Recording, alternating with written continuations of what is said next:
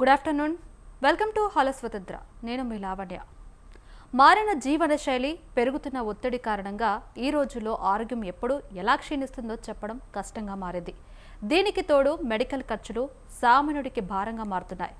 భారతదేశంలో చాలా కుటుంబాలు కేవలం ఒకే ఒక్క పెద్ద మెడికల్ ఎమర్జెన్సీ వల్ల అప్పుల పాలవుతున్నారని ఈ మధ్య ఒక సర్వే రిపోర్ట్లో తేల్చారు. ఇలాంటి పరిస్థితుల్లో మనల్ని, మన కుటుంబాన్ని ఆర్థికంగా కాపాడుకునే ఏకైక ఆయుధం మెడిక్లెయిమ్ పాలసీ. అసలు మెడిక్లెయిమ్ అంటే ఏంటి, ఇందులో ఎలాంటి రకాలు ఉన్నాయి, దీనివల్ల వచ్చే ట్యాక్స్ బెనిఫిట్స్ ఏంటి, మన బడ్జెట్ను ఇది ఎలా కాపాడుతుంది, ఇలాంటి ఎన్నో కీలకమైన అంశాల గురించి చర్చించడానికి హలో స్వతంత్ర షోలో మనతో మాట్లాడడానికి ప్రముఖ హెల్త్ ఇన్సూరెన్స్ నిపుణులు శ్రీమతి పిఎస్ సరస్వతి గారు ఈరోజు మనతో స్టూడియోలో ఉన్నారు. నమస్తే అండి సరస్వతి గారు. నమస్తే అండి మేడం. ఎల్ఐసి అంటే జీవిత బీమా, జిఐసి అంటే జనరల్ ఇన్సూరెన్స్. అలాగే ఈ రెండింటికి ఉన్న ముఖ్యమైన తేడా ఏంటి, అసలు మెడిక్లెయిమ్ అనేది దేని కిందికి వస్తుందంటారు? ఎల్ఐసి అనేది జీవిత బీమా. అక్కడ కేవలం లైఫ్ అంటే మన జీవితాన్ని మనం ఒక పాలసీ తీసుకుంటే దాని మెచ్యూరిటీ వరకు మనం దాని ప్రీమియం కడుతూ ఉంటాము. మనం ఉన్నంత వరకు మనం కడతాము. మనం లేకపోతే ఆ అమౌంట్ మన సర్వైవర్స్ ఎవరు ఉంటారో లీగల్ హైర్స్ వాళ్ళకు వస్తుంది. General insurance other than life అనేది మా దగ్గర డీల్ చేయరు. Mediclaim policy, personal accident policy, తర్వాత మన ఇంట్లో హౌస్ హోల్డ్ ఏమైనా మన మొత్తం అన్ని హౌస్ హోల్డ్ ఆర్టికల్స్, ఇల్లు, లైఫ్ తప్పిస్తే మిగిలిన అన్నీ ఇప్పుడు అందరికీ మామూలుగా అయితే కార్ ఇన్సూరెన్సు, స్కూటర్ ఇన్సూరెన్సు ఇవన్నీ అందరికీ తెలిసినవే. ఎందుకంటే వెహికల్ తీసుకున్న వెంటనే ఇమీడియట్గా ఆ డీలరే మీకు ఆ ఇన్సూరెన్స్ ఇస్తామని చెప్తారు. సో ఇది అందరికీ అవగాహన ఉంటుంది. కానీ ఇప్పుడు వచ్చే కాలంలో మెడికల్ అనేది చాలా ఇంపార్టెంట్ అయిన విషయం అయిపోయింది. హాస్పిటల్కి వెళ్ళాలి అంటే లక్షలు ఖర్చు అవుతున్నాయి. చిన్న దీనికోసం వెళ్ళిన చాలా మెడికల్ టెస్టులు రాసి దానికి అడ్మిషన్ అని, లేకపోతే ఒక సర్జరీ అని, ఇటువంటివి కావాలి అనుకుంటే లక్షలు మనం ఖర్చు పెట్టాల్సి వస్తుంది. సామాన్య ప్రజలకి ఇది చాలా కష్టమైన ఇది. అందుకోసం అని చెప్పి ఇప్పుడు మనం mediclaim policy or health insurance policy, రెండింటికి డిఫరెన్స్ ఏం లేదు. మెడిక్లెయిమ్ పాలసీలో ఓన్లీ హాస్పిటలైజేషన్ బెనిఫిట్స్ కవర్ అవుతాయి. అదే కనుక హెల్త్ ఇన్సూరెన్స్ పాలసీ తీసుకుంటే దానికి ప్రీ పోస్ట్ అన్నీ కూడా కవర్ అవుతాయి. అదే ఒకటే డిఫరెన్స్ రెండింటికి. ప్రీమియం అనేది ఎవరి ఇష్టం వచ్చినట్టు, అంటే ఇప్పుడు ఎవరి స్తోమతను బట్టి వాళ్ళు తీసుకోవచ్చు పాలసీ అనేది. అదే అనమాట దీనికి డిఫరెన్స్. Okay madam. అంటే సాధారణంగా ఒక మెడిక్లెయిమ్ పాలసీ తీసుకుంటే హాస్పిటల్లో జాయిన్ అయినప్పుడు ఎలాంటి ఖర్చులు కవర్ అవుతాయి అంటారు? మరి ఇప్పుడు హెల్త్ ఇన్సూరెన్స్ పాలసీ తీసుకుంటే హాస్పిటల్కి మనం ఫస్ట్ కన్సల్టేషన్కి వెళ్తాం. మనకి ఏమైందో కూడా మనకు తెలియదు. డాక్టర్ చూసిన తర్వాత మీకు ఈ ప్రాబ్లం ఉంది, ఇన్వెస్టిగేషన్స్ చేయించిన తర్వాత వచ్చినప్పుడు మీకు ఇది ఉంది, దీనికి ఇలాగ సర్జరీ చేయాలనో లేకపోతే ఇంకేదో అనో మనకి చెప్తారు. దానికేమో హాస్పిటలైజేషన్ అవసరం అంటారు. అవసరం అన్నప్పుడు ఈ హెల్త్ ఇన్సూరెన్స్ పాలసీ అనేది మనని రక్షిస్తుంది. అప్పుడు మనం వాళ్ళకి హాస్పిటల్లో జాయిన్ అవ్వాలి అనుకుంటే మనకి థర్డ్ పార్టీ అడ్మినిస్ట్రేషన్స్ అని ఉంటాయి. మనం ఎక్కడ పాలసీ తీసుకుంటే వాళ్ళకి టైఅప్స్ ఉంటాయి. ఆ టైఅప్ను వాళ్ళు మనకి కార్డ్స్ ఇస్తారు. మన హాస్పిటల్కి వెళ్ళేటప్పుడు ఆ కార్డు ప్లస్ ఆధార్ కార్డు కానీ పాన్ కార్డు కానీ వాళ్ళకి ఐడి ప్రూఫ్ కోసం కావాల్సి వస్తాయి. ఆ రెండు తీసుకొని హాస్పిటల్కి వెళ్ళి మనం జాయిన్ అవ్వాలి అని, ఒకవేళ డాక్టర్ అడ్వైస్ ప్రకారం మనం జాయిన్ అవ్వాలి అంటే ఆ రెండు చూపిస్తే కానీ మీకు హాస్పిటల్లో అడ్మిషన్ కష్టం అవుతుంది. ఓకే. మెడికల్ ఇన్సూరెన్స్ తీసుకోవడం అనేది లాభం అంటారా, నష్టం అంటారా? మెడికల్ ఇన్సూరెన్స్ తీసుకునే అనేది నష్టం అని నేనైతే అనను. అది లాభమే. లాభం ఇన్ ద సెన్స్ ఇప్పుడు ఉన్న పరిస్థితిలో బాగా డబ్బులుంటే వేరే విషయం. కానీ సామాన్య ప్రజలకి ఇప్పుడు లక్షలు ఒక పేషెంట్ కింద ఖర్చు పెట్టాలి అంటే వాళ్ళకి చాలా ఇబ్బందులు ఉంటాయి. అందుకని చెప్పేసి ఈ మెడిక్లెయిమ్ పాలసీ కంపల్సరీగా తీసుకోవడం చాలా మంచిదనే నేను చెప్తాను. Okay madam. అంటే మార్కెట్లో రకరకాల కూడా మెడిక్లెయిమ్ పాలసీలు వస్తున్నాయి కదా మేడం. ఒక సామాన్యుడు తన కోసం ఎలాంటి పాలసీని ఎంచుకోవాలంటారు? రకరకాల పాలసీలు వస్తున్నాయి, కానీ అందరూ కూడా మెడిక్లెయిమ్ పాలసీలో ఇస్తున్నామని చెప్తారు. మీకు ఏంటంటే మీరు మీ అంటే ఇప్పుడు ఇన్కమ్ని బట్టి వాళ్ళు ఇంత ఇన్కమ్ వస్తుంది, నేను ఇంత అయితే ఎఫోర్డ్ చేయగలను. ఇయర్లీ అంటే సంవత్సరానికి ఒకసారి ప్రీమియం కట్టాల్సి వస్తుంది. ఇది ఫ్యామిలీ మొత్తానికి తీసుకోవచ్చు. వాళ్ళ ఇంట్లో ఎల్డర్స్ ఉంటారు, వాళ్ళ ఫాదర్ మదర్ కానీ వాళ్ళ ఇన్లాస్ కానీ ఎవరైనా ఉంటే వాళ్ళని కూడా కవర్ చేసుకోవచ్చు. అది వాళ్ళ కెపాసిటీని బట్టి వాళ్ళు ఇంత అమౌంట్కి 5 లక్షల నుంచి స్టార్ట్ చేసుకుని ఎంతవరకు 50 లక్షల వరకు కూడా తీసుకోవచ్చు. ఎవరి స్తోమతను బట్టి వాళ్ళు తీసుకోవచ్చు. ఓకే. అండ్ మేడం ఇప్పుడు హెల్త్ ఇన్సూరెన్స్లో కూడా హార్ట్ ఆపరేషన్స్ కావచ్చు, తర్వాత కిడ్నీకి సంబంధించినవి కూడా కావచ్చు, అంటే వాటికి క్లెయిమ్స్ అనేవి ఎలా ఉంటాయి, అసలు దాన్ని ఎలా తెలుసుకోవాలంటారు? ఇప్పుడు హార్ట్ ఆపరేషన్ కావాలి అనుకుంటే మీరు ఎక్కువ ప్రీమియం పే చేస్తే మీకు టోటల్ అమౌంట్ వచ్చేలా ఉంటుంది. తక్కువ పే చేసామనుకోండి, అది ఎక్కువ అయినప్పుడు మనం కొంత పెట్టుకోవాల్సి వస్తుంది. కంపెనీ నుంచి వస్తుంది. మీరు సమ్ ఇన్ష్యూర్డ్ ఎంత పెట్టుకున్నారు దాని వరకు కంపల్సరీ వస్తుంది. ఇప్పుడు ఈ వీటిల్లో ఏంటంటే పాలసీ తీసుకునేటప్పుడు మీకు యాక్చువల్గా హెల్త్కి సంబంధించినవి అయితే 3 పాలసీలు ఉంటాయి. ఒకటి ఇండివిజువల్ మెడిక్లెయిమ్ పాలసీ అంటారు. ఇండివిజువల్ అంటే ఒక ఫ్యామిలీకి సంబంధించి ఉంటుంది. అది ఒక family, husband, wife, children are elders, parents, అలాంటి వాళ్ళందరూ ఉంటారో వాళ్ళకి సంబంధించింది ఒక పాలసీ ఉంటుంది. అలాగే ఓవర్సీస్ మెడిక్లెయిమ్ అని ఒకటి ఉంటుంది. ఎవరైనా విదేశాలకు వెళ్తారు అంటే to be on safe side ఈ ఓవర్సీస్ మెడిక్లెయిమ్ పాలసీ కూడా కంపల్సరీ తీసుకుని వెళ్ళాల్సిందే. అక్కడ వెళ్ళిన తర్వాత ఒకవేళ మనం సిక్ అయితే కూడా కవరేజ్ ఉండాలి కొంత. సో దానికోసమని ఓవర్సీస్ మెడిక్లెయిమ్ పాలసీ అని కూడా ఒకటి ఉంది. అది ఉంది. మూడోది వచ్చేసి గ్రూప్ మెడిక్లెయిమ్ పాలసీ. గ్రూప్ అంటే ఇప్పుడు ఒక సంస్థలో పనిచేసే వాళ్ళందరికీ కలిపి ఆ సంస్థ యజమాని ఒక గ్రూప్ మెడిక్లెయిమ్ పాలసీ, అది టైలర్ మేడ్ పాలసీ. వాళ్ళకి ఎలా కావాలి అంటే వాళ్ళు చెప్తారు, మాకు ఇవి కవర్ అవ్వాలి, ఇవి కవర్ అవ్వాలి. అది గ్రూప్ మెడిక్లెయిమ్ పాలసీ. అది అనమాట మేడం. అంటే అది మిడిల్ క్లాస్ ఫ్యామిలీస్ అలాగే మెడికల్ ఇన్సూరెన్స్ అనేది ఒక వృధా ఖర్చు అనుకుంటారు, కానీ ఇది మన నెలవారీ లేదా వార్షిక బడ్జెట్ని కూడా ఎలా కాపాడుతుందని చెప్పుకోవచ్చు అంటారు? అంటే ఇప్పుడు ఏంటంటే నెలవారీ మీరు నెలకి ఇంత అని అక్కడ సేవ్ చేసి అక్కడ పెట్టుకుని మీరు దాని తర్వాత నేను ఎప్పుడో నాకు బాగోలేకపోతే ఉపయోగించుకుంటాను అనేది అది వేరు. ఎందుకంటే అలా ఇమ్మీడియట్గా అందరూ చేయగలరు, చేయలేకపోతారు. కానీ ఒక పాలసీ తీసుకుందామన్న ఉద్దేశం ఉండి ఆ పాలసీ కనుక మీరు తీసుకుంటే సంవత్సరానికి ఒకసారి మీరు ప్రీమియం కడతారు, కానీ అది సంవత్సరం పొడుగునా మీకు ఎటువంటి ఆపద వచ్చినా కాపాడేలా ఉంటుంది. సో అది తీసుకోవాలి. ఓకే. ఇప్పుడు మనం చూస్తున్నాం కదా మేడం, క్యాష్లెస్ హాస్పిటలైజేషన్ అంటే ఏంటి, అసలు దీనికోసం పేషెంట్స్ ఎలాంటి ప్రాసెస్ని ఫాలో అవ్వాలంటారు? మరి క్యాష్లెస్ హాస్పిటలైజేషన్ అంటే ఇప్పుడు మీరు హాస్పిటల్కి వెళ్ళిన తర్వాత నేను చెప్పాను కదా టీపీఏ కార్డు ఇచ్చిన తర్వాత వాళ్ళ హాస్పిటల్ వాళ్ళు టీపీఏ వాళ్ళకి ఇమీడియట్గా అప్రూవల్ పెడతారు. సపోజ్ 2 లక్షలు ఇమీడియట్గా కట్టాలి ఈ పరిస్థితి అనుకోండి, వాళ్ళకి 50% 60% టీపీఏ వాళ్ళకి ఇంత మాకు కావాలి, మీరు ఇస్తే మేము వాళ్ళ ట్రీట్మెంట్ స్టార్ట్ చేస్తామంటారు. దానికి వాళ్ళు ఇమీడియట్గా అప్రూవల్ ఇస్తారు. దాన్ని బట్టి ట్రీట్మెంట్ స్టార్ట్ అవుతుంది.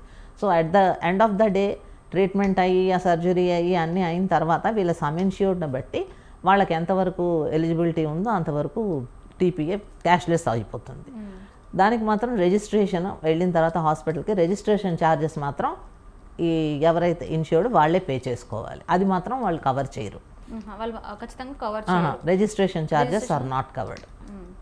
Okay madam. అంటే ఇప్పుడు హాస్పిటల్లో చేయడానికి ముందు డిశ్చార్జ్ అయిన తర్వాత కూడా చాలా ఖర్చులు అవుతాయి కదా, వాటిని అంటే మెడిక్లెయిమ్ కవర్ చేస్తుంది అంటారా మరి పూర్తిగా? హెల్త్ ఇన్సూరెన్స్ పాలసీ తీసుకుంటే నేను చెప్పాను కదా డిఫరెన్స్. హెల్త్ ఇన్సూరెన్స్ తీసుకుంటే మీకు ప్రీ అండ్ పోస్ట్ హాస్పిటలైజేషన్ అంటారు.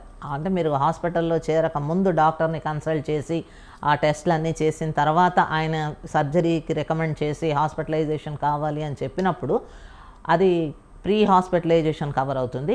పోస్ట్ హాస్పిటలైజేషన్ వన్స్ మీరు డిశ్చార్జ్ అయిన తర్వాత ఇంటికి వచ్చిన తర్వాత ట్రీట్మెంట్ రాస్తారు. 15 days రివ్యూ, 1 month రివ్యూలోకి రాస్తారు. అలా రాసిన మెడిసిన్స్ అన్నీ కూడా మీకు ఇవ్వడం జరుగుతుంది. తర్వాత ఏంటంటే ఈ ప్రీ హాస్పిటలైజేషన్ మెడిసిన్స్ ఎలా ట్రీట్మెంట్కి సంబంధించిన ఖర్చులు 30 రోజులు ప్రీ హాస్పిటలైజేషన్ ముందు నుంచి మీరు ఏ డాక్టర్ దగ్గరికి వెళ్ళారు, ఏం చెప్పారు, ఏం చేశారు, ఆ టెస్టులు, కెమిస్ట్ దగ్గర తీసుకున్న మందులు, వాళ్ళ తాలూకా రిసీట్స్ అవన్నీ మీరు జాగ్రత్త పెట్టుకుంటే 30 days బిఫోర్ అడ్మిషన్ మీరు జాయిన్ అయ్యే ముందు 30 రోజుల ముందు నుంచి హాస్పిటల్లో మీరు డిశ్చార్జ్ అయిన తర్వాత 60 రోజుల వరకు కూడా మీరు మెడిసిన్స్కి అయిన ఖర్చు క్లెయిమ్ చేసుకోవచ్చు. Okay madam. ఇప్పుడు ఎక్కువగా చూస్తున్న వృద్ధుల్ని అంటే సీనియర్ సిటిజన్స్ కోసం ఎలాంటి పాలసీలు తీసుకుంటే మంచిగా అంటారు? సీనియర్ సిటిజన్స్ అంటే జనరల్గా అందరికీ బీపీ, షుగరు, లేకపోతే ఏదో న్యూరో ప్రాబ్లం, కిడ్నీ ప్రాబ్లం, ఏదో ఒక ప్రాబ్లమ్స్ ఉంటాయి. వాళ్ళకి ఈ మెడిక్లెయిమ్ పాలసీ కాకుండా సీనియర్ సిటిజన్స్కి స్పెషల్గా ఏంటంటే ఇవన్నీ ఇప్పుడు మామూలుగా ఎవరైనా సరే మెడికల్ పాలసీ తీసుకుంటే పాలసీ తీసుకున్న రోజుకి మీకు షుగర్ ఉన్నా బీపీ ఉన్నా దానికి వెయిటింగ్ పీరియడ్ ఉంటుంది. అది మీకు రియంబర్స్మెంట్ రావడానికి 2 years పీరియడ్, 4 years 3 years అలాగా కంపెనీని బట్టి డిఫరెంట్ ఈ పాలసీస్లో వెయిటింగ్ పీరియడ్స్ అనేవి మారుతూ ఉంటాయి అన్నమాట. అదే సీనియర్ సిటిజన్స్ కంటే ఆ వెయిటింగ్ పీరియడ్ లేకుండా ఉండాలి అని దానికి మొదటి నుంచి వాళ్ళకున్న డిసీజెస్, ప్రీ ఎగ్జిస్టింగ్ డిసీజెస్ అంటారు, ముందు నుంచి ఉన్న డిసీజెస్, అవన్నీ కవర్ చేయడానికి కూడా కొంచెం ఎక్స్ట్రా ప్రీమియం తీసుకుని అవన్నీ కూడా కవర్ చేస్తారు. కాబట్టి వాళ్ళకి ఆ పాలసీ కంటిన్యూటీ ఉంటే కనుక 80-90 years వచ్చే వరకు కూడా ఆ పాలసీ కంటిన్యూ చేసుకోవచ్చు. ఓకే, అంటే లైఫ్ ఇన్సూరెన్స్ అనేది ఎన్ని సంవత్సరాల వరకు ఉంటుంది, అసలు అది ఎంత మొత్తంలో చేసుకుంటే మంచిది అంటారు? ఇక్కడ లైఫ్ ఇన్సూరెన్స్ అనేది లేదు, ఓన్లీ మెడికల్ ఇన్సూరెన్సే. ఇది మనం లైఫ్ లాంగ్ తీసుకోవచ్చు. పాలసీ ఎక్కడా కూడా మనకి కంటిన్యూటీ లేకుండా ఉండకూడదు. ఇప్పుడు ఈ ఏడాది కట్టాము, నెక్స్ట్ ఇయర్ ఈ ఏడాది మనకేం రాలేదు కదా అందుకని చెప్పేసి మనకు అవసరం లేదు అని మానేయకూడదు. అలా మానేసామనుకోండి మళ్ళీ మొదటి నుంచే స్టార్ట్ అవుతుంది, కానీ ఈ పీరియడ్ మీరు తీసుకున్న పీరియడ్ కవర్ కాదు. సో అది ఎప్పుడూ కంటిన్యూటీ ఉండాలి. ఉంటేనే మీకు 80 years వచ్చినా ఆ పాలసీ కంటిన్యూ అవుతుంది. ఓకే మేడం, అంటే ఇప్పుడు మనం చూస్తున్నాం ఎక్కువగా క్యాన్సర్, కిడ్నీ ఫెయిల్యూర్ లాంటి క్రిటికల్ ఇల్లీనెస్కి సాధారణ మెడిక్లెయిమ్ సరిపోతుందా, లేక ప్రత్యేక పాలసీలు ఏమైనా ఉన్నాయంటారా? మరి ఉన్నాయి. ఈ మెడికల్ పాలసీలో ఉన్న కవరేజ్ కాకుండా ప్రత్యేకంగా తీసుకోవాలి అనుకుంటే క్రిటికల్ ఇల్నెస్ పాలసీ అనేది ఒకటి ఉంది. అది ఎలా అంటే డిసీజ్ వచ్చిన తర్వాత ఆ పాలసీ తీసుకోవడం కాదు, మీరు ముందు నుంచే ఆ పాలసీ కంటిన్యూ చేసుకుంటూ ఉంటే సడన్గా మీకు వచ్చినప్పుడు మీకు అయిన ఎక్స్పెన్సెస్ అది చాలా వరకు అవుతాయి. కాబట్టి అవన్నీ కూడా మొత్తం అన్నీ కవర్ చేసి ఇస్తారు దానికి. కాకపోతే వన్స్ ఎవరికైతే ఆ డిసీజ్ వచ్చిందో దాని మీద వీళ్ళు మొత్తం అంతా క్లెయిమ్ చేశారు కదా క్రిటికల్ ఇల్నెస్ పాలసీలో, అది ఒకేసారికి ఉంటుంది. వన్స్ మీరు ఆ క్రిటికల్ ఇల్నెస్ పాలసీ మీద మీరు వన్స్ ఒక క్లెయిమ్ అయిపోయిందంటే అక్కడికి ఆ పాలసీ అయిపోతుంది, ఇంకా ఫర్దర్గా ఉండదు. సో ఓకే మేడం, అంటే ఇప్పుడు మెడిక్లెయిమ్ పాలసీ తీసుకోవడం వల్ల ఆదాయపు పన్ను, ఇన్కమ్ ట్యాక్స్లో ఎలాంటి మినహాయింపులు లభిస్తాయి? సెక్షన్ 80D గురించి కొంచెం వివరంగా చెప్తారా? ఎస్, ఇది చాలా ఇంపార్టెంట్ అయిన క్వశ్చన్ అందరికీ. ఇప్పుడు అంతా ఇన్కమ్ ట్యాక్స్ కడుతున్నాము, మాకు ట్యాక్స్ బెనిఫిట్ ఎలా వస్తుంది అని కూడా అనుకుంటూ ఉంటారు. అటువంటప్పుడు అక్కడ గవర్నమెంట్కి మీరు ట్యాక్స్ కట్టే బదులు ఓ మెడిక్లెయిమ్ పాలసీ మీరు పెట్టుకుంటే మీ ఫ్యామిలీకి మీకు కూడా అది మంచి ఇది అవుతుంది. సో దానికి తగ్గట్టుగా ఏంటంటే 80D అండర్లో ఇప్పుడు బిలో 60 60 సంవత్సరాలు తక్కువలో ఉన్న వాళ్ళు ఎవరైతే పాలసీ తీసుకుంటారో వాళ్ళకి 25,000 మ్యాక్సిమం లిమిట్ అనమాట సెక్షన్ 80D కింద వాళ్ళకి డిడక్ట్. సో అదేంటంటే డిపెండింగ్ ఆన్ ద ప్రీమియం ఎంత కట్టారు దాన్ని బట్టి పర్సంటేజ్ డిసైడ్ అవుతుంది. ఎంత అప్ టు 25,000 మ్యాక్సిమం లిమిట్ 25,000. అదే కనుక వాళ్ళు తీసుకున్నప్పుడు వాళ్ళ ఫాదర్, మదర్ అలా ఎవరైనా సీనియర్ సిటిజన్స్ ఉండి వాళ్ళని కూడా వాళ్ళ పాలసీలో ఇంక్లూడ్ చేసి తీసుకుంటే వాళ్ళు అబౌవ్ 60 వాళ్ళు ఉంటారు. కాబట్టి వాళ్ళ వరకు అయితే మ్యాక్సిమం అప్పుడు ఎలా వస్తుందంటే 50,000 rupees is the maximum limit. అది డిపెండింగ్ ఆన్ ద ప్రీమియం దాని స్లాబ్స్ ఉంటాయి, ఆ స్లాబ్ ప్రకారం డిడక్షన్ అవుతుంది. ఓకే, అంటే ఒకే పాలసీలో ఇంట్లో ఉన్న వాళ్ళందరికీ కూడా ప్రొటెక్షన్ ఇచ్చే ఫ్యామిలీ ఫ్లోటర్ పాలసీల వల్ల అసలు లాభాలేంటి? ఇప్పుడు ఇండివిజువల్ పాలసీ మెడిక్లెయిమ్ విడివిడిగా మన హెల్త్ ఇన్సూరెన్స్ పాలసీలు తీసుకుంటే ఇప్పుడు హస్బెండ్, వైఫ్, 2 children అనుకోండి, ఒక్కొక్కళ్ళకి మినిమం నేను మామూలుగా చెప్తున్నాను ఎగ్జాంపుల్ 5 lakhs తీసుకున్నారండి, మనిషికి 5 lakhs తీసుకుంటే 4 మనుషులకి 5 lakhs తీసుకున్నారనుకోండి, ఈచ్ ఇండివిజువల్కి ఇంత అమౌంట్ పడుతుంది. అదే మరి గ్రూప్ తీసుకున్నాం అనుకోండి ఫ్యామిలీ మొత్తానికి, అదేంటంటే సమ్ ఇన్ష్యూర్డ్ డిఫరెంట్ ఎవరి సమ్ ఇన్ష్యూర్డ్ వాళ్ళకి అన్నట్టు ఉంటుంది. ఈ మొత్తం ఫ్లోటర్ పాలసీ తీసుకుంటే ఒకటే సమ్ ఇన్ష్యూర్డ్, మీరు ఇలా విడివిడిగా తీసుకునే బదులు ఒకటే సమ్ ఇన్ష్యూర్డ్ తీసుకోవచ్చు. ఆ సమ్ ఇన్ష్యూర్డ్ ఆ 4 కూడా సర్క్యులేట్ అవుతుంది. ఏ ఒక్కళ్ళు సిక్ అయినా కానీ ఆ అమౌంట్ సరిపోతుంది. అండ్ రెండవది ఏంటంటే ఇప్పుడు 10 లక్షలకు తీసుకున్నానంటే అందరూ సిక్ అయిపోవాలని ఎవరు లేరు కదా, ఎవరో ఒకళ్ళు సిక్ అవ్వచ్చు, అవ్వకపోవచ్చు కూడా. సో అది ప్రీమియం మీకు తక్కువ పడుతుంది. కాబట్టి మేము జనరల్గా ఇన్సిస్ట్ చేసేది ఫ్యామిలీ ఫ్లోటర్ పాలసీ తీసుకుంటే ఇప్పుడున్న పరిస్థితులకి అది బాగుంటుందని చెప్పి. ఓకే మేడం, ఇప్పుడు 24 గంటలు కూడా హాస్పిటల్లోనే ఉండాల్సిన అవసరం లేని డే కేర్ ప్రొసీజర్స్, ఉదాహరణకు అంటే క్యాటరాక్ట్ డయాలసిస్ కూడా మెడిక్లెయిమ్లో కవర్ అవుతాయి అంటారా మేడం?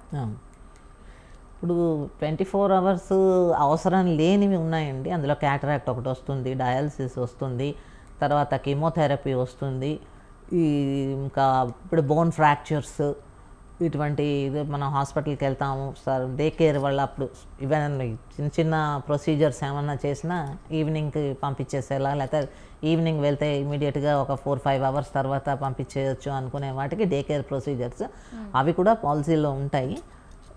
అవి పాలసీ తీసుకునేటప్పుడే మనం అన్నీ చూసుకుని తీసుకోవాలి. ఓకే మేడం, ఇప్పుడు అంటే ఈ రోజుల్లో కూడా యువతలో కూడా డయాబెటీస్ కావచ్చు, అలాగే బీపీ, గుండె జబ్బుల లాంటి లైఫ్ స్టైల్ డిసీజెస్ పెరుగుతున్నాయి. మరి వీటికి ఇన్సూరెన్స్ అనేది ఎలా రక్షణ ఇస్తుందంటారు? ఇప్పుడు ఎలా రక్షణ అవుతుందంటే జనరల్గా ఏంటి, మనకు 40 ఏళ్ళు వచ్చిన తర్వాత ఎప్పుడో ఒకసారి ఏదో ఒక డిసీజ్ వచ్చిన తర్వాత కానీ మనం ఇన్సూరెన్స్ తీసుకుందామా అనుకోం. ఎందుకు అంటే మనం చాలా డబ్బులు ఖర్చు పెట్టి ఉంటాం. కానీ అప్పుడు తీసుకుంటే అది బీపీ కానివ్వండి, షుగర్ కానివ్వండి, లేకపోతే వేరే ఏదైనా కానివ్వండి, అప్పుడు తీసుకుంటే నేను ఫస్ట్ చెప్పాను కదా, వెయిటింగ్ పీరియడ్ అనేది స్టార్ట్ అవుతుంది పాలసీ తీసుకున్న తర్వాత. ఆ వెయిటింగ్ పీరియడ్ అలాంటివన్నీ, ఆ రిస్కులన్నీ తీసుకునే బదులు 20 ఏళ్లలోనో 30 ఏళ్ళ 20 నుంచి 30 ఏళ్ళ వయసులో ఉన్నప్పుడే ఒక పాలసీ అనేది మనం తీసుకున్నాం అనుకోండి, అప్పుడు 23 ఏళ్ళకి 25 ఏళ్ళకి ఇప్పుడు చూస్తున్నాం మనం బీపీ, షుగర్ అన్ని చిన్నపిల్లలకు కూడా వస్తున్నాయి, నాట్ ఓన్లీ సీనియర్స్. సో 25 ఏళ్ళ వాళ్ళకి వస్తున్నాయి, 30 ఏళ్ళ వాళ్ళకి వస్తున్నాయి, ఇలాంటివన్నీ. అదేంటంటే ఎంత ఎర్లీగా మీరు మెడిక్లెయిమ్ పాలసీ తీసుకుంటే ఈ ప్రీ ఎగ్జిస్టింగ్ కింద కాకుండా పాలసీ కంటిన్యూ అవుతున్నప్పుడు మనకు వస్తాయి కాబట్టి అది ఎప్పుడు కూడా మనకు కవరేజ్ ఉంటుంది. అంటే తక్కువ ఏజ్లో ఉన్నప్పుడు తీసుకోవాలి. రెండోది, తక్కువ ఏజ్లో ఉన్నప్పుడు పాలసీ తీసుకుంటే ప్రీమియం కూడా తక్కువ పడుతుంది. ఎక్కువ ఏజ్ పెరిగే కొద్దీ ప్రీమియం ఎక్కువ పడుతుంది, ప్లస్ మీకు రిస్క్ కవరేజ్ కూడా తగ్గుతుంది. మళ్ళీ వెయిటింగ్ పీరియడ్స్ ఉంటాయి. వెయిటింగ్ పీరియడ్స్లో కొంచెం తగ్గే అవకాశం ఉందంటారు. ఓకే మేడం, అంటే ఇప్పుడు మనం పాలసీ తీసుకొని అట్లనే ఆ సంవత్సరంలో ఎలాంటి క్లెయిమ్ చేయకపోతే కంపెనీలు ఇచ్చే నో క్లెయిమ్ బోనస్ అంటే ఏంటంటారు అసలు? క్లెయిమ్ ఫ్రీ ఏ సంవత్సరం ఇంట్లో ఎవరిది కూడా క్లెయిమ్ లేనప్పుడు ఆ ఇయర్కి నెక్స్ట్ ఇయర్కి వెళ్ళేటప్పటికి ఎన్సీబీ అంటే నో క్లెయిమ్ బోనస్, క్లెయిమ్ చేయలేదు కాబట్టి మీకు ఒక 10% సమ్ ఇన్ష్యూర్డ్ పెరుగుతుంది. దాన్ని క్యుములేటివ్ బోనస్ అనొచ్చు, ఈ నో క్లెయిమ్ బోనస్ అనొచ్చు. అది 10%, 20% డిపెండింగ్ ఆన్ ద కంపెనీ, దీని ప్రకారం ఎవరు ఎలా ఇస్తున్నారో దానికి 10%, 20%, అదే మ్యాక్సిమం దానికి 50% ఉంటుంది. ఆ 50% ఆ స్లాబ్ మీరు రీచ్ అయ్యే వరకు కూడా మీరు ఏమీ తీసుకోలేదనుకోండి, ఫస్ట్ తీసుకున్న దానికి ఎవ్రీ ఇయర్ పెరుగుతూ వెళ్తుంది. అది మీకు సమ్ ఇన్ష్యూర్డ్లో కలుస్తుంది. ఆ సమ్ ఇన్ష్యూర్డ్ వచ్చినప్పుడు ఏమవుతుంది, మనం 5 లక్షలు కట్టినా అక్కడ అది అక్యుములేట్ అయ్యి 6 లక్షలు కావచ్చు, 7 లక్షలు కావచ్చు, దీని స్లాబ్ని బట్టి. సో అదొక బెనిఫిట్ ఉంది. ఓకే మేడం, ఇప్పుడు వృద్ధులకు ఎక్కువగా మెడికల్ ఖర్చులు ఉంటాయి కదండి, వృద్ధులకు ఎక్కువ మెడికల్ ఖర్చులు ఉంటాయి కాబట్టి వారి కోసం ప్రత్యేకంగా ఎలాంటి బెనిఫిట్స్ లేదా పాలసీలు అందుబాటులో ఉన్నాయంటారు? ఇప్పుడు అదే చెప్పాను, సీనియర్ సిటిజన్ పాలసీ అది తీసుకుంటే that will take care of అన్ని కవర్ అవుతాయి దాంట్లో వాళ్ళకి. అంటే ఇప్పుడు నెట్వర్క్ హాస్పిటల్స్ కావచ్చు, అంటే ఏంటి అసలు పాలసీ తీసుకునే ముందు హాస్పిటల్స్ లిస్ట్ను ఎందుకు చెక్ చేసుకోవాలంటారు? Very good. హాస్పిటల్స్ లిస్ట్ ఎందుకు చెక్ చేసుకోవాలంటే, ఇప్పుడు సిటీలో అయితే మనకి చాలా హాస్పిటల్స్ ఉంటాయి, టైఅప్ చాలా హాస్పిటల్స్తో ఉంటాయి. మన ఏరియాలో ఉండే హాస్పిటల్స్ ఉంటాయి, లేకపోతే మనం కావాలనుకుంటే పెద్ద హాస్పిటల్కి వెళ్ళాలి, అక్కడ దూరం అయినా పర్వాలేదు, నాకు ఆ హాస్పిటల్ కావాలి అనుకుంటే అలాంటి వాటికి ఉంటాయి. చిన్న ఊర్లో అంత స్కోప్ ఉండదు. ఎప్పుడైనా ఆ టైఅప్ ఉన్నది ఏంటంటే ఓన్లీ బికాస్ మనం వెళ్ళి వాళ్ళు ఆల్రెడీ నేను చెప్పాను కదా, మన ఐడి కార్డు ప్లస్ వాళ్ళు ఇచ్చే టీపీఏ కార్డు తీసుకెళ్ళి జాయిన్ అయిన తర్వాత అది క్యాష్లెస్కి అప్లై చేసుకోవడానికి సరిపోతుంది. అంటే యువతకి కూడా మెడికల్ పాలసీలో అవసరం అంటారా? ఖచ్చితంగా ఉండాలి. ఈ రోజుల్లో యువత అని కాదు, అంటే పెద్దవాళ్ళని కాదు, ఏజ్తో సంబంధం లేదు. ఎవరికి ఎప్పుడు ఎలాంటి డిసీజ్ వస్తుంది అనేది ఎవరూ కూడా ప్రెడిక్ట్ చేయలేకపోతున్నాం, చెప్పలేం. అందరూ బాగానే ఉన్నట్టే ఉంటున్నారు, పక్క రోజు చూస్తే ఏదో ప్రాబ్లం అని వస్తుంది. కాబట్టి ఎవరైనా సరే ముందు నుంచి కూడా పాలసీ తీసుకుని దాన్ని కంటిన్యూ చేయాలి. తీసుకున్నాను, ఇవాళ ఎవరో చెప్పారు నాకు, వాళ్ళ బలవంతం మీద తీసుకోమన్నారు, నేను ఏదో తీసుకున్నాను, సరేలే వాళ్ళ మాట కాదని లేక తీసుకున్నాను అనేది మాత్రం ఉండకూడదు. దాన్ని అలా కంటిన్యూ చేస్తే లాంగ్ రన్లో అది తీసుకున్న వాళ్ళకే బెనిఫిట్ ఉంటుంది, కానీ చెప్పిన వాళ్ళకి బెనిఫిట్ కాదు అది. అంటే ఇప్పుడు సామాన్య ప్రజలు కూడా అంటే మెడికల్ పాలసీని తీసుకుంటూ ఉంటారు, వాళ్ళు చాలా ఇబ్బందులు పడుతుంటారు. అంటే ఒక సంవత్సరం కట్టి ఇంకో సంవత్సరం కట్టలేని సిచ్యువేషన్లో ఉంటారు. అది అంటే ఆ తర్వాత కూడా ఒక 2-3 ఇయర్స్ తర్వాత కట్టకపోతే అది మనకి పనిచేస్తుంది అంటారా? లేదు, అది కంటిన్యూటీ లేకపోతే కనుక రాదు. అదే చెప్పాను కదా మీకు. అలాంటి వాళ్ళ కోసమనే ఇప్పుడు కొన్ని కంపెనీస్ ఏంటంటే ఏదో క్వార్టర్లీ కట్టచ్చు, హాఫ్ ఇయర్లీ కట్టచ్చు, అంటే క్వార్టర్లీ హాఫ్ ఇయర్లీ ఏవో పెట్టే కొన్ని కంపెనీస్ ఇస్తున్నాయి, ప్రైవేట్ కంపెనీస్ అవిను. కానీ ఆ టైంలో మనకి ఏదైనా వచ్చింది అంటే అంత సమ్ ఇన్ష్యూర్డ్ ఉండకపోవచ్చు. ఎందుకంటే మనం ఫుల్ ప్రీమియం కడితేనే మనకు మొత్తం అంతా వస్తుంది. పార్ట్ కడుతూ ఉంటే అది ఎక్కడి వరకు అంత ఇదిగా ఉండదు. ఓకే, అసలు మెడికల్ పాలసీలు ఎలా ఎంపిక చేసుకోవాలంటారు? మెడికల్ పాలసీ కొందరికి తెలియదు. ఇప్పుడున్న అంటే సామాన్య ప్రజలకి కొంతమందికి తెలియదు, ఊర్లో ఉన్న వారికి అసలు మెడికల్ పాలసీ అంటే ఏంటో తెలియదు, మెడికల్ పాలసీ ఎలా తీసుకోవాలో తెలియదు, దాని గురించి బెనిఫిట్స్ తెలియదు. కొంచెం పూర్తిగా డీటెయిల్గా చెప్తారా?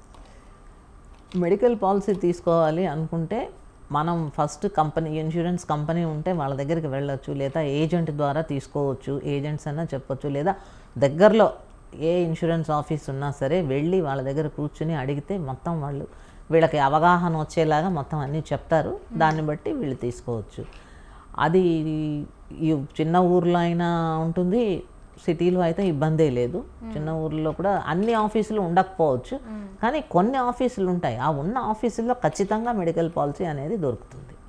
ఓకే మేడం, అంటే చివరిగా పాలసీ తీసుకోగానే మొదటి రోజు నుంచి అన్ని జబ్బులకి కూడా క్లెయిమ్ వస్తుందా, లేకపోతే ఈ వెయిటింగ్ పీరియడ్ అనే నిబంధనలు ఏంటో కొంచెం వివరంగా చెప్తారా?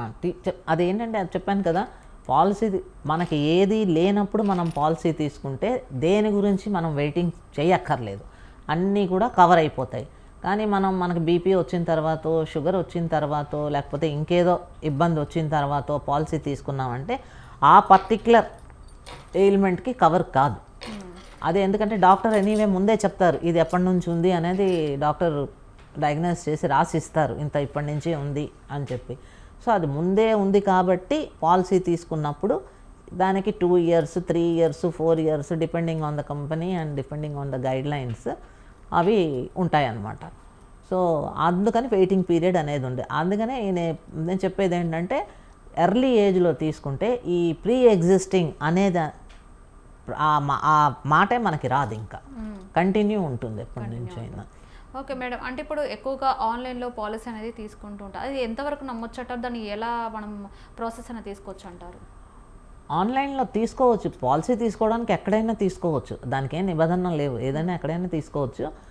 కాకపోతే మనకి యాక్సెసిబిలిటీ ఆన్లైన్లో ఎవరు కనపడరు, మనకేం తెలీదు, మనం ఎవరి ద్వారా వెళ్ళామో తెలీదు, వాళ్ళు ఏం చెప్తారో మనకు అర్థం కాదు, కొన్ని డిఫికల్టీస్ ఉంటాయి దాంట్లో.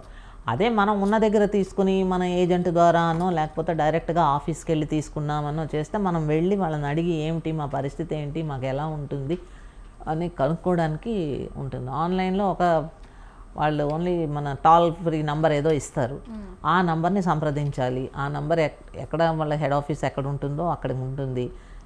మనం చెప్పేది వాళ్ళు మనకి చెప్పేది కరస్పాండెన్స్లోనే సరిపోతుంది. ఏదైనా ఉంటే లోకల్గా ఉన్న దగ్గరికి వెళ్తే మనకి బెనిఫిట్ ఉంటుంది. అంటే మెడిక్లెయిమ్స్ పాలసీలో స్కామ్స్ ఉంటాయి అంటారు, అసలు స్కామ్స్ జరిగితే మనం ఎలా జాగ్రత్తలు పడాలి? స్కామ్ అనేది అలాగేం ఉండదు. స్కామ్ అనే పదం అయితే మెడికల్ పాలసీస్లో రాదు. ఓన్లీ ఏంటంటే కొన్ని హాస్పిటల్స్ ఎక్కువ ఛార్జ్ చేస్తాయి, తక్కువ ఛార్జ్ చేస్తాయి, డిఫరెన్సెస్ ఉంటాయి. కానీ మెడికల్ స్కామ్ అనేది వెరీ రేర్, చాలా తక్కువ. ఓకే, ఫైనల్లీ మీరు అంటే ఒక సామాన్య కుటుంబానికి కావచ్చు, ప్రజలకి కావచ్చు, మీరు ఏం చెప్పాలనుకుంటున్నారు ఈ పాలసీ గురించి? ఈ మెడికల్ పాలసీ తీసుకుంటే అందరికీ చాలా మంచిది. ఈవెన్ గ్రూప్ మెడిక్లెయిమ్ కూడా నేను చెప్పాను, ఒక హాస్పిటల్, ఒక ఆర్గనైజేషన్, ఒక సంస్థ వాళ్ళ ఎంప్లాయీస్కి తీసుకున్నప్పుడు కూడా సపోజ్ ఆ కంపెనీ వదిలేసి వేరే కంపెనీకి వెళ్ళిపోతున్నారు అనుకోండి, అప్పుడు కూడా వీళ్ళ దగ్గర నుంచి పాలసీ అప్పుడు వేరే కంపెనీకి వెళ్ళేంత వరకు వీళ్ళకి మళ్ళీ కవరేజ్ ఉండదు. కాబట్టి ఏ రోజైతే వీళ్ళు ఈ ఆఫీస్ని వదిలేసి వెళ్ళిపోతున్నాం అనుకుంటున్నారో ఆ రోజు నుంచి మళ్ళీ వీళ్ళు ఓన్గా ఒక పాలసీ తీసుకొని 1 yearకి పెట్టుకుంటే మళ్ళీ ఇంకో ఆఫీస్కి వెళ్ళిన తర్వాత కవరేజ్ వచ్చే వరకు ఉంటుంది. అండ్ మోర్ ఓవర్ ఇప్పుడు గ్రూప్ మెడిక్లెయిమ్లో సంస్థలు తీసుకునేవి ఏంటంటే తక్కువ అమౌంట్కి తీసుకుంటారు, సమ్ ఇన్ష్యూర్డ్ తక్కువ తీసుకుంటారు. అలాంటిది మనకి సరిపోదు కాబట్టి కంపెనీలో తీసుకున్న మెడిక్లెయిమ్ కాకుండా విడిగా కూడా మనం మెడిక్లెయిమ్ పాలసీ ఒకటి తీసుకోవడం చాలా మంచిది. సో మ్యారేజ్ అవ్వకముందు ఎవరైనా మెడిక్లెయిమ్ పాలసీ తీసుకున్నారనుకోండి, ఇండివిజువల్ మెడిక్లెయిమ్ పాలసీలో ఇమ్మీడియట్గా మ్యారేజ్ అయిన వెంటనే స్పౌస్ని కూడా, తన భార్యను కూడా ఆఫీస్కి వెళ్ళి వాళ్ళకి చెప్పి ఎన్రోల్ చేసుకోవచ్చు. తనకు ఆ రోజు నుంచి పాలసీ ఇంప్లిమెంట్ అవుతుంది. అలాగే పిల్లలు పుట్టారు అంటే పిల్లలు పుట్టిన తర్వాత విదిన్ 90 days పాలసీ వాళ్ళకు కూడా కంటిన్యూ చేయమని మనం లెటర్ ఇస్తే మన పిల్లల్ని కూడా ఇంక్లూడ్ చేస్తారు. ఆ ప్రీమియం మనం అప్పుడు కట్టాల్సి వస్తుంది. 90 days లోపల ఇప్పుడంతా ఈ నియోనాటల్ కేర్ కావాలి, ఇది కావాలంటే మదర్ ఆల్రెడీ ఇన్ష్యూర్డ్ ఉంటారు కాబట్టి చైల్డ్ ఆటోమేటిక్గా ఆ 90 daysకి వాళ్ళ మెడికల్ ఎక్స్పెన్సెస్ అవి చైల్డ్కి కూడా వస్తాయి. అది ఇండివిజువల్ మెడిక్లెయిమ్ పాలసీలోనూ అలాగే ఉంటుంది, ఈ గ్రూప్లో అయినా ఉంటుంది. గ్రూప్లో ఏంటంటే ఇప్పుడు ఇండివిజువల్గా మెడిక్లెయిమ్ పాలసీలు తీసుకుంటేనే ఈ ప్రీ ఎగ్జిస్టింగ్, ఈ time bound 2 years waiting period, 3 years 4 years అనేది. అదే గ్రూప్లో అయితే వాళ్ళకి అది ఉండదు. గ్రూప్లో వాళ్ళకి ఉండదు. గ్రూప్లో డే 1 నుంచి అది ప్రీ ఎగ్జిస్టింగ్ అయినా ఏమైనా సరే కవరేజ్ ఉంటుంది వాళ్ళకి. అది డిఫరెన్స్ గ్రూప్కి and individual. Okay, thank you madam. చూసారు కదండి, హెల్త్ ఇన్సూరెన్స్ లేదా మెడిక్లెయిమ్ పాలసీ అనేది ఈ రోజుల్లో ఒక లగ్జరీ కాదు, అదొక అత్యవసర అవసరం. ఒక చిన్న నిర్లక్ష్యం లేదా ఆలస్యం మన జీవితాల కష్టాన్ని పొదుపును ఒక్కసారిగా తుడిచిపెట్టగలదు. అందుకే సరైన వయసులోనే ఆరోగ్యంగా ఉన్నప్పుడే మన కుటుంబానికి తగిన మెడిక్లెయిమ్ పాలసీని ఎంచుకోవడం చాలా ముఖ్యం. ఇవాళ మన స్టూడియోకి విచ్చేసి మెడిక్లెయిమ్ పాలసీల ప్రాముఖ్యత గురించి, వాటిలో ఉండే రకాల వెయిటింగ్ పీరియడ్స్ మరియు టాక్స్ బెనిఫిట్స్ గురించి సామాన్యులకు సైతం అర్థమయ్యేలా ఎంతో చక్కగా వివరించారు శ్రీమతి పిఎస్ సరస్వతి గారు. Thank you so much madam. మరో ఆసక్తికరమైన అంశంతో మళ్ళీ కలుద్దాం. చూస్తూనే ఉండండి స్వతంత్ర టీవీ.